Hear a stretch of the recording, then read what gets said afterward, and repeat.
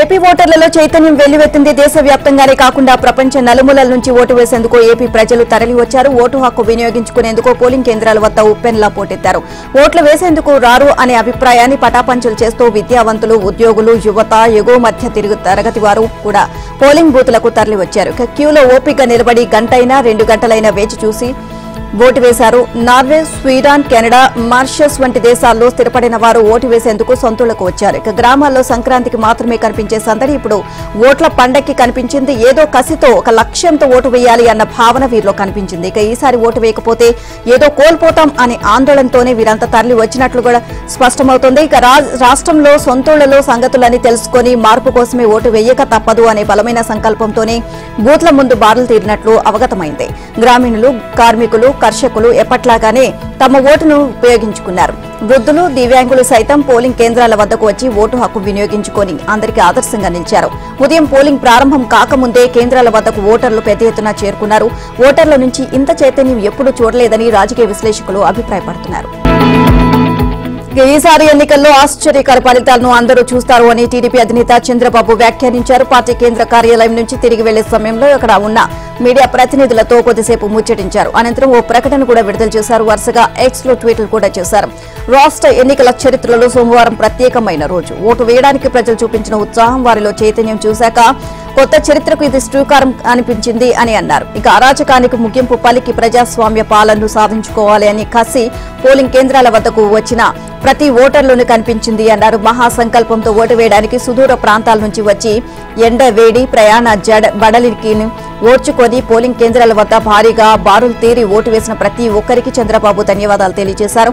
ఓటమి భయంతో భయోత్పాతం సృష్టించి పోలింగ్ శాతం తగ్గించడానికి వైసీపీ నేతలు హింసకు పాల్పడినా ఎక్కడా వెనక్కి తగ్గని ఓటరు ధైర్యానికి వందనం. రాష్ట్రానికి ఇకపై అన్ని మంచి రోజులే అని పేర్కొన్నారు. ఇక జగన్ అరాచక పాలన గుడ్ బై చెప్పడానికి ప్రజలు ఎంతగా ఎదురు చూస్తున్నారో తెల్లవారుజాము నుంచే పోలింగ్ స్టేషన్ల ముందు ఏర్పడిన క్యూ లైన్లు ప్రపంచానికి చాటాయని వ్యాఖ్యానించారు. ఓటమి కళ్లకు కనిపిస్తుండటంతో వైసీపీ నేతలు దాడులకు తెగబడ్డారు అని అన్నారు. ఇక ఆ దాడుల్ని కూటమి అడ్డుకుంది అని చంద్రబాబు తెలియజేశారు. ఏపీలో జరిగిన ఎన్నికల్లో ఎన్డీఏ కూటమి విజయం తథ్యమని ఓటర్లు ఈ దిశగా స్పష్టమైన తీర్పు ఇచ్చారని జనసేన అధినేత పవన్ కళ్యాణ్ అన్నారు. ఇక భారీ మెజారిటీతో కూటమి అభ్యర్థులు గెలవబోతున్నారు అని చెప్పారు. ఆంధ్రప్రదేశ్ ప్రజలకు సుపరిపాలన అందించే పాలన రాబోతోంది అన్నారు. వారణాసి నుంచి పోటీ చేస్తున్న ప్రధాని నరేంద్ర మోదీ ఇవాళ నామినేషన్ దాఖలు చేయనున్నారు. ఆయనకు శుభాకాంక్షలు తెలిపేందుకు పవన్ కళ్యాణ్ సతీ సమేతంగా సోమవారం సాయంత్రం వారణాసికి చేరుకున్నారు. ఈ సందర్భంగా ఆయన మీడియాతో మాట్లాడుతూ మోదీ మూడోసారి ప్రధాని కావాలి అనే సంకల్పంతో ఆయనకు మద్దతు తెలిపేందుకు వచ్చినట్లు చెప్పారు. ఇక ఆయన హయాంలో దేశం అన్ని రంగాల్లోనూ ముందుకు దూసుకు వెళ్తోంది అని అన్నారు. రాష్ట్రంలోనూ ఎన్డీఏ కూటమి ఆంధ్రప్రదేశ్ పురోగమనానికి తగిన విధంగా పనిచేస్తోంది అన్నారు. ఇక ప్రజా పాలనతో రాష్ట్రాన్ని అన్ని రంగాల్లో విజేతగా నిలుపుతామని అన్నారు. సార్వత్రిక ఎన్నికల పోలింగ్ పలు జిల్లాల్లో ఓటర్లకు చుక్కలు చూపించింది. మంచినీళ్లు కూడా అందుబాటు లేక మండుటెండలో వెలువెల్లాడారు. కొన్ని చోట్ల ఈవీఎంలు మొరాయించడంతో పోలింగ్ ఆలస్యంగా మొదలైంది. సాయంత్రం 6 గంటలకు ఓటర్లు క్యూలో ఉండడంతో అర్ధరాత్రి వరకు పోలింగ్ కొనసాగింది. పశ్చిమ గోదావరి జిల్లా తాడేపల్లిగూడెం, భీమవరం, తణుకు పట్టణాల్లో ఓటింగ్ జాప్యంతో ఎండలకు తట్టుకోలేక వృద్ధులు ఇంటి ముఖం పట్టారు. ఏలూరు జిల్లాలో దాదాపు 200 పోలింగ్ కేంద్రాలు, కృష్ణా జిల్లా బాపులపాడులో రాత్రి 9 గంటలకు పోలింగ్ జరిగింది. కర్నూలు జిల్లాలో చాలా చోట్ల రాత్రి 10 గంటల వరకు పోలింగ్ జరిగింది. ఇక తిరుపతి జిల్లా సత్యవేడు మండలం చెరువిలో రేకుల షెడ్లో పోలింగ్ కేంద్రం ఏర్పాటు చేశారు. పోలింగ్ జరుగుతుండగా విద్యుత్ షార్ట్ సర్క్యూట్ జరిగి బూతులోని వారంతా షాక్కు గురయ్యారు. ఇక విజయనగరం జిల్లాలో వర్షం, గాలుల కారణంగా ఓటర్లు ఇబ్బందులు పడ్డారు. ఇక టెంట్లు విరిగిపోయాయి. విద్యుత్ సరఫరా నిలిచిపోయిన కారణంగా సెల్ ఫోన్ వెలుతురులో కొంతమంది ఓట్లు వేశారు. విశాఖ జిల్లాలో పోలింగ్ మందకొడిగా తెలంగాణలో లోక్సభ ఎన్నికల పోలింగ్ ప్రక్రియ ముగిసింది. అక్కడక్కడ స్వల్ప ఘటనలు మినహా అంతా ప్రశాంతంగా సాగిపోయింది. పౌరులు ఇచ్చిన తీర్పు ఓటింగ్ యంత్రాల్లో నిక్షిప్తమైంది. సోమవారం రాత్రి 11 గంటల సమయానికి రాష్ట్ర వ్యాప్తంగా 64.74% పోలింగ్ నమోదైంది. ఆలస్యంగా వచ్చి క్యూ లైన్లో ఉన్న వారిని పరిగణలోకి తీసుకుని కొన్ని చోట్ల నుంచి పూర్తి సమాచారం అందని కారణంగా పోలింగ్ శాతానికి సంబంధించిన పూర్తి వివరాలు మంగళవారం వెల్లడవుతాయని, మరో 2% పోలింగ్ పెరిగే అవకాశం ఉంది అని ఎన్నికల అధికారులు తెలియజేశారు. ఇక 2019 ఎన్నికల్లో రాష్ట్రంలో 62.07% పోలింగ్ జరిగింది.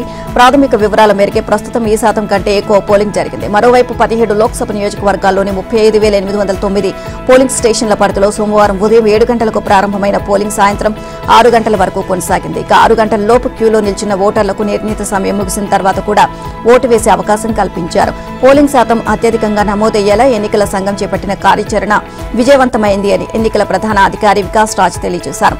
తాము ఊహించిన ప్రకారం ఓటింగ్ జరిగింది అని చెప్పారు. వాతావరణం సైతం అనుకూలించింది అని, చిన్నపాటి ఆటంకాలు తప్ప పోలింగ్ ప్రశాంతంగా ముగిసింది అన్నారు. ఇక ఈవీఎంలను భద్రపరిచేందుకు 44 స్ట్రాంగ్ రూమ్లను సిద్ధం చేసినట్లు తెలిపారు. గ్రేటర్ ఓటర్ షరా మామూలుగా వ్యవహరించారు. పార్లమెంట్ ఎన్నికల్లో కూడా ఓటు వేసేందుకు గ్రేటర్ పరిధిలోని ఓటర్కు సమయం దొరకలేదు. ఓటు హక్కు వినియోగించుకోవాలి అంటూ ఎన్నికల సంఘం విస్తృతంగా చేసిన ప్రచారం, స్వచ్ఛంద సంస్థలు జరిపిన ర్యాలీలు, సెలబ్రిటీల సూచనలు ఏవీ హైదరాబాద్ యువ ఓటర్లను కదిలించలేదు. చాలా వరకు పోలింగ్ స్టేషన్లో సగటున 10 ఓట్లలో 1 నుంచి 2 మాత్రమే తొలి లేదా రెండవసారి ఓటు వేస్తున్న నవతరం కనిపించింది. ఇక 2019 లోక్సభ ఎన్నికల సమయంలో సామాజిక మాధ్యమాల్లో హోరెత్తిన యువత సెల్ఫీలు ఈసారి పెద్దగా లేవు. విచిత్రం ఏమిటంటే ఈసారి రాష్ట్రంలో తొలిసారి ఓటర్లు భారీ ఎత్తున ఓటు కోసం నమోదు చేసుకున్నారు. ఇది 67% నమోదైందని, దేశంలో తెలంగాణలోనే అత్యధికమని ఈసీ తెలియజేసింది. యువతలో ఈ ఉత్సాహం చూసి చాలా మంది హైదరాబాద్ లో గతం కంటే చాలా ఎక్కువగా పోలింగ్ నమోదవుతుందని ఆశించారు. కానీ ఆ అంచనాలన్నీ తలకిందులయ్యాయి. దీనిపై ఓ పార్టీ నాయకుడు స్పందిస్తూ ఐపీఎల్ మ్యాచ్ల మీద యువతకు ఉన్న ఆసక్తి తమ భవిష్యత్తును మార్చే నేతలను ఎన్నుకోవడంపై లేకపోవడం విషాదం అని ఆవేదన వ్యక్తం చేశారు.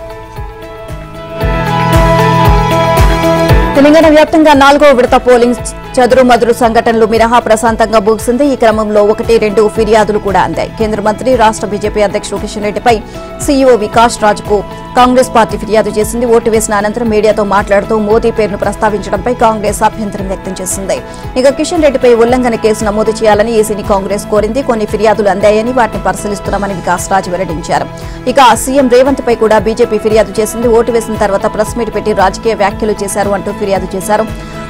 మోడల్ కోడ్ ఆఫ్ కండక్ట్ ఉల్లంఘనల కింద చర్యలు తీసుకోవాలని బీజేపీ ఎన్నికల సంఘాన్ని కోరింది. ఇక ఈ మేరకు సీఎం రేవంత్ రెడ్డిపై ఈసీకి రఘునందన్ ఫిర్యాదు చేశారు. కొడంగల్లో సీఎం ప్రెస్ మీట్ పెట్టి మోదీ బీజేపీపై అనుచిత వ్యాఖ్యలు చేశారు అంటూ ఫిర్యాదులు పేర్కొన్నారు. రేవంత్ పై చర్యలు తీసుకోవాలి అంటూ రఘునందన్ కోరారు. కాగా ఓటు వేసేందుకు కుటుంబ సభ్యులతో కొడంగల్కు వచ్చిన సీఎం రేవంత్ రెడ్డి జిల్లా పరిషత్ స్కూల్లోని పోలింగ్ కేంద్రంలో ఓటు హక్కును వినియోగించుకున్నారు. కుటుంబ సభ్యులతో కలిసి ఓటు వేసిన అనంతరం స్థానికులతో మాట్లాడారు. ఆ తర్వాత మీడియాతో మాట్లాడారు. హైదరాబాద్ బీజేపీ ఎంపీ అభ్యర్థి కొంపెల్ల మాధవీలతపై ఎన్నికల సంఘం సీరియస్ అయింది. పోలింగ్ కేంద్రాల వద్ద ఆమె ప్రవర్తనపై ఎంఐఎం అభ్యంతరం తెలుపుతూ ఎన్నికల సంఘానికి ఫిర్యాదు చేయడంతో ఆమెపై మలక్పేట పోలీస్ స్టేషన్లో కేసు నమోదైంది. ఇక జిల్లా ఎన్నికల అధికారి రొనాల్డ్ రోజ్ ఆదేశాల మేరకు మాధవీలతపై పోలీసులు ఎఫ్ఐఆర్ నమోదు చేశారు. పోలింగ్ కేంద్రంలో ముస్లిం మహిళలను అవమానించారు అని ఎన్నికల సంఘానికి ఎంఐఎం ఫిర్యాదు చేయడంతో చర్యలు తీసుకున్నట్లు తెలుస్తోంది. పాతబస్తీలో ఓ పోలింగ్ కేంద్రంలో పరిశీలనకు వెళ్లిన మాధవీలత ఓటర్ ఐడీ చెక్ చేస్తూ ముస్లిం మహిళలను బుర్కా తొలగించాలి అని ఒత్తిడి చేసినట్లు ఆరోపణలు ఎదుర్కొంటున్నారు. ఇక దీనికి సంబంధించిన వీడియో సోషల్ మీడియాలో వైరల్ కావడంతో ఆమెపై విమర్శలు వస్తున్నాయి. దీంతో మాధవీలతపై ఎన్నికల సంఘం కేసు నమోదు చేయాలని ఆదేశించింది. ఇక వైరల్ అవుతున్న మాధవీలత వీడియోపై సీఎం రేవంత్ స్పందించారు. తాను ఆ వీడియో చూడలేదు అని, ముస్లిం ఓటర్లను పోలరైజ్ చేయడానికి బీజేపీ ప్రయత్నిస్తోంది అని అన్నారు. ఇక ఇలాంటి ఘటనలన్నీ ఓవైసీ విజయానికి దోహదపడతాయని అన్నారు. మాధవీలత చర్యలతో బీజేపీకి ఎలాంటి ప్రయోజనం ఉండదు అని సీఎం రేవంత్ తెలియజేశారు. దేశంలో ప్రధాని మోదీకి వ్యతిరేక వేవ్ నడుస్తోందని సీఎం రేవంత్ రెడ్డి అన్నారు. ప్రజలు కాంగ్రెస్ కు పట్టం కట్టేందుకు సిద్దమయ్యారని చెప్పారు. సోమవారం ఆయన తన కుటుంబ సభ్యులతో కలిసి వికారాబాద్ జిల్లా కొడంగల్ ప్రభుత్వ జిల్లా పరిషత్ బాలుర ఉన్నత పాఠశాలలో ఓటు హక్కును వినియోగించుకున్నారు. అనంతరం కొడంగల్లోని తన ఇంట్లో విలేకరులతో మాట్లాడారు. లోక్సభ ఎన్నికలు కాంగ్రెస్ ప్రభుత్వ 100 రోజుల పాలనకు రెఫరెండం అని తెలియజేశారు. అసెంబ్లీ ఎన్నికల్లో కాంగ్రెస్ పార్టీ ఇచ్చిన 6 గ్యారంటీల అమలుతో ప్రజలకు చేరువైనట్లు చెప్పారు. బీజేపీ సైతం కేంద్ర ప్రభుత్వ పనితీరు, 10 ఏళ్ల పాలనకు ఈ ఎన్నికలు రెఫరెండం అని చెబుతోంది అని గుర్తు చేశారు. ఈ ఎన్నికల్లో ఇండియా కూటమి అత్యధిక సీట్లను గెలుపొంది కేంద్రంలో ప్రభుత్వాన్ని ఏర్పాటు చేస్తోంది అని ధీమా వ్యక్తం చేశారు. రైతు బంధువును రైతుల ఖాతాలో జమ చేసినట్లే 15 ఆగస్టులోపు రైతు రుణమాఫీని అమలు చేస్తామని అన్నారు. అసెంబ్లీ ఎన్నికల్లో కాంగ్రెస్ కు 39.5% ఓట్లు రాగా పార్లమెంట్ ఎన్నికల్లో అంతకు మించి వస్తాయని అన్నారు. దేశవ్యాప్తంగా బీజేపీ 336 సీట్లలో మాత్రమే పోటీ చేస్తుండగా 400 సీట్లు ఎలా సాధ్యమని ప్రశ్నించారు. కాంగ్రెస్ కు అదానీ, అంబానీ డబ్బులు ఇస్తున్నారు అన్న మోదీకి ఈడీ, సీబీఐ, ఐటీ అధికారులను అదానీ, అంబానీల ఆఫీసులు, ఇళ్లల్లో సోదాలు నిర్వహించాలని రేవంత్ రెడ్డి కేంద్ర మంత్రి కిషన్ రెడ్డి అన్నారు. తమ లక్ష్యానికి అనుగుణంగా రాష్ట్రంలో డబుల్ డిజిట్ ఖాయమని స్పష్టం చేశారు. ఏపీలో ఎన్నికలు ఉండడం వల్ల కూడా హైదరాబాద్లోని పలు ప్రాంతాల్లో ఓటింగ్ శాతం తగ్గింది అని చెప్పారు. పోలింగ్ ముగిసిన తర్వాత పార్టీ రాష్ట్ర కార్యాలయంలో కిషన్ రెడ్డి మీడియాతో మాట్లాడారు. రాష్ట్ర వ్యాప్తంగా పట్టణ ప్రాంతాల్లో పోలింగ్ శాతం కొంత తగ్గిన మెజారిటీ ఓటర్లు బీజేపీ వైపు మొగ్గు చూపారు అని తెలియజేశారు.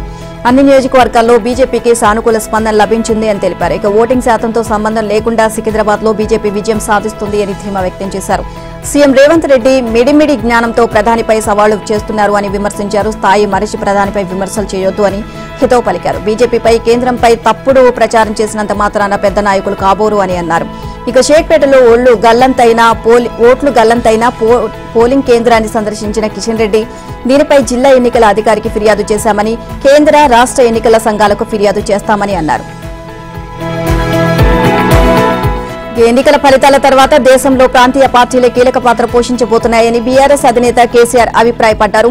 సిద్దిపేట జిల్లా చింతమడకలో ఓటు వేసిన అనంతరం జాతీయ మీడియాతో ఆయన మాట్లాడారు. ప్రధాని మోదీపై ప్రజల్లో తీవ్ర వ్యతిరేకత ఉంది అన్నారు. ఈ ఎన్నికల్లో బీజేపీకి పరాభవం తప్పదు అని చెప్పారు.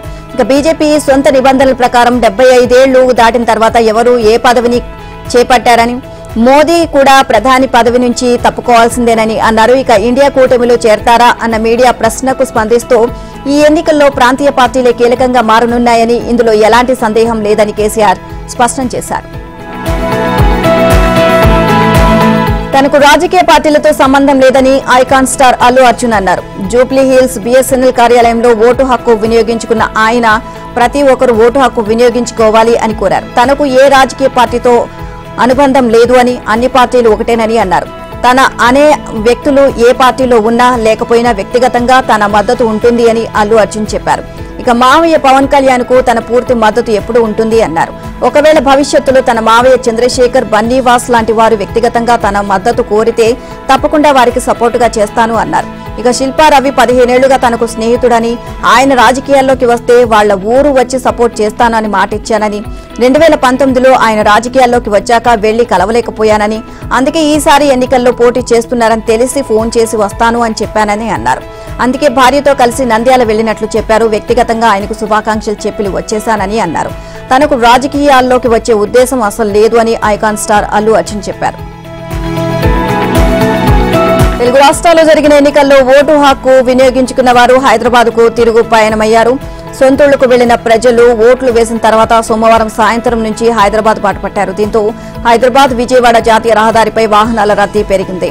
యాదాద్రి భువనగిరి జిల్లా చౌటుప్పల్ మండలం పంతంకి టోల్ ప్లాజా వద్ద 1/2 కిలోమీటర్ మేర ట్రాఫిక్ నిలిచిపోయింది. టోల్ గేట్ దాటడానికి 15 నిమిషాల సమయం పట్టింది. 16 గేట్లకు గాను 10 గేట్ల ద్వారా హైదరాబాద్ వైపు వెళ్లే వాహనాలను పంపుతున్నారు. సాధారణ రోజుల్లో నిత్యం 30 నుంచి 35 వేల వాహనాలు రాకపోకలు సాగిస్తూ ఉంటాయి. ఇక సోమవారం 45 వేల వాహనాలు హైదరాబాద్ వైపు వెళ్లినట్లు టోల్గేట్ సిబ్బంది తెలియజేశారు. అర్ధరాత్రి వరకు వాహనాల రద్దీ కొనసాగింది. ఇక బస్సుల కోసం ప్రజలు బస్టాప్ల వద్ద పడి ఎదురుచూశారు.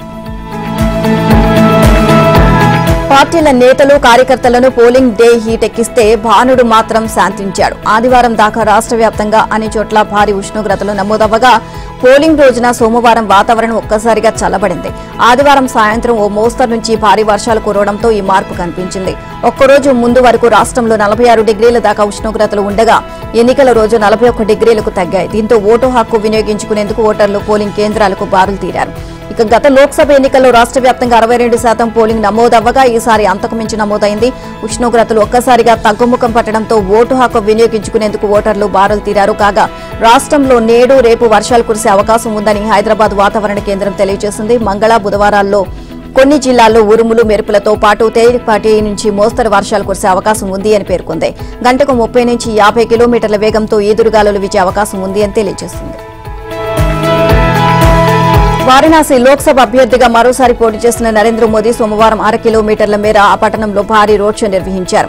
విద్యారంగ సంస్కర్త మదన్ మోహన్ మాలవీయ విగ్రహానికి పూలమాల వేసి ఆయన తన యాత్రను ప్రారంభించారు. రోడ్ షోలో ఆయన వెంట యూపీ సీఎం యోగి ఆదిత్యనాథ్ ఉన్నారు. ఇక ప్రధానమంత్రికి ఆహ్వానం పలుకుతూ కనీసం 100 చోట్ల స్వాగత తోరణాలు ఏర్పాటు చేశారు. కాషాయ దుస్తులు ధరించిన మహిళలు రోడ్డుకు అటూ ఇటూ పెద్ద ఎత్తున గుమిగూడి రోడ్ షోకు స్వాగతం పలికారు. నరేంద్ర మోదీపై పూలవర్షం కురిపించారు. ఇక ఇవాళ మోదీ తన నామినేషన్ పత్రాలను వారణాసిలో రిటర్నింగ్ అధికారికి సమర్పిస్తారు. ఎన్డీఏ భాగస్వామ్య పార్టీ టీడీపీ అధినేత చంద్రబాబు, పవన్ కళ్యాణ్తో సహా దాదాపుగా ఆ కూటమి నేతలంతా ఆ కార్యక్రమంలో పాల్గొంటారు. ఇప్పటికే జనసేనాని దంపతులు వారణాసికి చేరుకున్నారు. కాసేపట్లో చంద్రబాబు ప్రత్యేక విమానంలో వారణాసికి వెళ్లనున్నారు. అక్కడ ప్రధాని మోదీ నామినేషన్ దాఖలు కార్యక్రమంలో పాల్గొంటారు. అనంతరం ఆయన తిరుగు పయనం కానున్నారు. సార్వత్రిక ఎన్నికల సమరం 4వ దశలో 67.25% పోలింగ్ నమోదైంది. సోమవారం రాత్రి 12 గంటల వరకు అందిన సమాచారం ప్రకారం 10 రాష్ట్రాలు, కేంద్రపాలిత ప్రాంతాల్లోని 96 స్థానాల్లో ఈ మేరకు పోలింగ్ నమోదైనట్లు కేంద్రీయ ఎన్నికల సంఘం ఒక ప్రకటనలో తెలియజేసింది. ఏపీ, పశ్చిమ బెంగాల్ రాష్ట్రాల్లో హింసాత్మక ఘటనలు చోటు చేసుకున్నాయి. ఇక ఆ సమయానికి ఆంధ్రప్రదేశ్లో నమోదైన లోక్సభ ఎన్నికల పోలింగ్ 76.5% కాగా తెలంగాణలో 64.74% ఉంది. ఇక సోమవారం మధ్యాహ్నం 1 గంట సమయానికి ఈ 96 స్థానాల్లో ఈవీఎంల మొరాయింపు, ఏజెంట్ల అడ్డగింత వంటి 1700 ఫిర్యాదులు నమోదయ్యాయి. ఇక పశ్చిమ బెంగాల్లో 8 స్థానాల్లో టీఎంసీ, కాంగ్రెస్, బీజేపీ శ్రేణుల మధ్య చెలరేగిన ఘర్షణలు నేపథ్యంలో 3 పార్టీలు పరస్పరం వందలాది ఫిర్యాదులు చేసుకున్నాయి. ఇక మొత్తం 7 దశల్లో ఈసీ ఎన్నికలను నిర్వహిస్తుండగా తాజాగా పూర్తయిన 4వ దశతో దేశవ్యాప్తంగా 23 రాష్ట్రాలు, కేంద్రపాలిత ప్రాంతాల్లోని 379 స్థానాల్లో పోలింగ్ ముగిసినట్లయింది. అలాగే ఏపీ, సిక్కిం, అరుణాచల్ ప్రదేశ్లో అసెంబ్లీ స్థానాలన్నిటికీ, ఒడిశాలో 28 అసెంబ్లీ సీట్లకు ఎన్నికలు ముగిశాయి. ఇప్పటిదాకా జరిగిన 4 దశల ఎన్నికలతో ప్రజల తీర్పు ఎన్డీఏ కూటమికే అనుకూలంగా ఉంది అన్న విషయం స్పష్టమైంది అని ప్రధాని మోదీ ట్వీట్ చేశారు. దేశ నలుమూలలా ఎన్డీఏ అభ్యర్థులకు మంచి మద్దతు లభిస్తోంది. ఇండియా కూటమి అసలు ప్రజల చర్చల్లోనే ఉండట్లేదు అని ఎద్దేవి చేశారు. శ్రీనగర్లోని ప్రజలు ధైర్యంగా వచ్చి ఓటు వేశారు అంటూ మోదీ కొనియాడారు. ప్రస్తుత లోక్సభ ఎన్నికల్లో బీజేపీ దక్షిణాదిన భారీ విజయం సాధిస్తుందని కేంద్ర హోంమంత్రి అమిత్ షా జోషి చెప్పారు. ఏపీ, తెలంగాణ, తమిళనాడు, కర్ణాటక రాష్ట్రాల్లో ఘన విజయం దిశగా అడుగులు వేస్తున్నాము అని ఆయన స్పష్టం చేశారు. ఈ 4 రాష్ట్రాల్లో కలిపి మొత్తం 109 లోక్సభ సీట్లు ఉండగా గత ఎన్నికల్లో బీజేపీ 29 స్థానాలు గెలుచుకుంది. ఏపీ, తెలంగాణలో ఆ పార్టీ ఒక్క సీటు కూడా గెలవలేకపోయింది. అలాగే 20 లోక్సభ స్థానాలు ఉన్న కేరళలో కూడా బీజేపీ బోని చేయలేదు. ఇక ఈసారి తాము 400 సీట్లు గెలుస్తున్నాము అని, కేంద్రంలో స్థిరమైన మోదీ ప్రభుత్వం ఏర్పడుతుంది అని ఆశాభావాన్ని వ్యక్తం చేశారు. ఓటు బ్యాంకును కోల్పోతాము అనే భయంతోనే కాంగ్రెస్ నేత రాహుల్ గాంధీ అయోధ్య రామ మందిరాన్ని సందర్శించలేదు అని అమిత్ షా ఆరోపించారు.